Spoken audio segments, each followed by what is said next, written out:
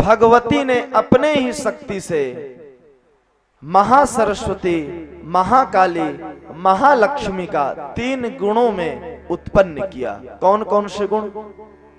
सत्व गुण और रजोगुण और तमोगुण में उनको प्रकट किया। सत्वगुण स्वरूपा कौन है? सरस्वती है, महासरस्वती सत्वगुण स्वरूपा है। गुण तो तीनों होते हैं, कथा आगे कहेंगे। गुण तो तीनों होते हैं हर व्यक्ति के, हर मनुष्य के, हर जीव में। सत्वगुण भी होता है, रजोगुण भी होता है, तमोगुण भी होता है। अब ये सत्वगुण क्या है, रजोगुण क्या है, तमोगुण क्या है? और सृष्टि भी रची तो 3 प्रकार की रची, सगुण, निगुण और साकार रूप में 3 प्रकार की शक्ति जिनकी हम भक्ति करते हैं, उसके बारे में भी हम चर्चा करेंगे। तो सत्व गुण में महासरस्वती का उन्होंने अपने अंश के द्वारा, अपने शक्ति के द्वारा उत्पत्ति करी, जो ब्रह्मा जी को दिया।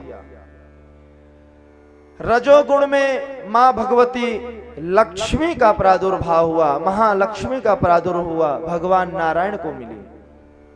महाकाली के द्वारा, तमोगुण के स्वरूप में भद्रकाली के द्वारा भगवान शिव के सायुज्य में हुई, संहार करता के रूप में। तीनों देवी महाकाली, महालक्ष्मी, महासरस्वती का उत्पत्ति कारण हुआ। आदेश दिया भगवती ने कि ब्रह्मा आप सृष्टि की रचना करिए, मैं शक्ति आपको प्रदान करती हूं। विष्णु को पालन की जिम्मेदारी दी और शिव को संहार की जिम्मेदारी दी। वो आए पृथ्वी पर, ब्रह्मलोक का निर्माण ब्रह्मा जी ने किया और महासरस्वती के द्वारा विराजित हुए। और महालक्ष्मी के साथ भगवान विष्णु आए और वैकुंठ का निर्माण किया, क्षीर सागर का निर्माण किया, वो वहां पे विराजित हुए। और भगवान शिव कैलाश का अपने निर्माण करके वहां पे वो विराजित हुए। आगे चल करके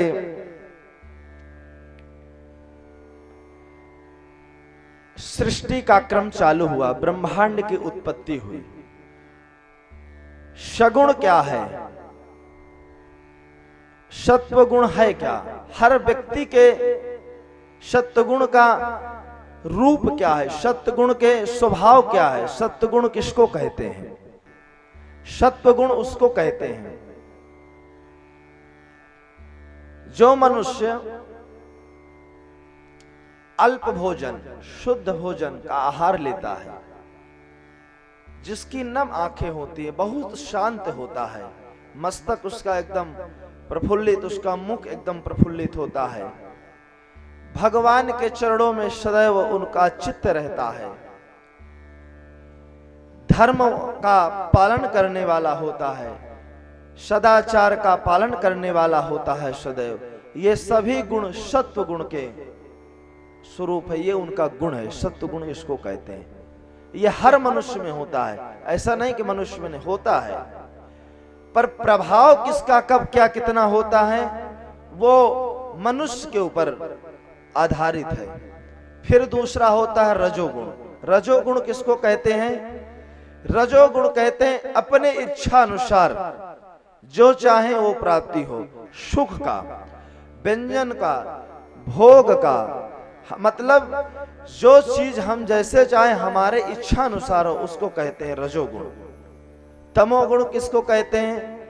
जो आलस्य से भरा हुआ हो, प्रमाद हो, ईर्षा और अहंकार हो, क्रोध हो, ये सब तमोगुण के स्वरूप है। ये हर प्रत्येक मनुष्य के जीवन में होते हैं।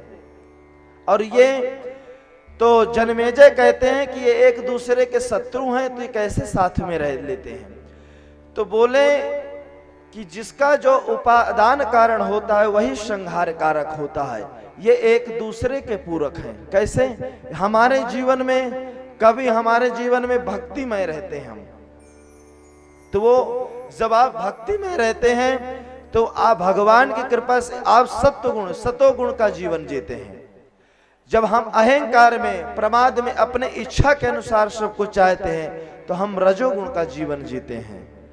जब हमारे जीवन में क्रोध आने लगता है, आलस्य होने लगता है, रात्रि भर जागते हैं, दिन में आलस के प्रति सोते रहते हैं, ना किसी से लेना, हर छोटी छोटी चीज में क्रोध होना, व्यभिचारों में लगे रहना, अपने पूर्वजों को, अपने संस्कारों को भूल जाना, ये तमोगुण का प्रतीक है। ये प्रत्येक जीव के शरीर में, अंतःकरण में विद्यमान है, बुद्धि में, मन में विद्यमान है। वो चाहे बहुत बड़ा सन्यासी हो, वो चाहे बहुत बड़ा तपस्वी हो, और चाहे बहुत साधारण व्यक्ति हो। हाँ, अब आप अपने तप के द्वारा, अपने भजन के द्वारा किस गुण को कितने क्षण तक या कितने समय तक आनंदित ले पाते हैं, ये व्यक्ति के जीवन में आधारित होता है। कैसे? उदाहरण देता हूं एक दीपक का। दीपक,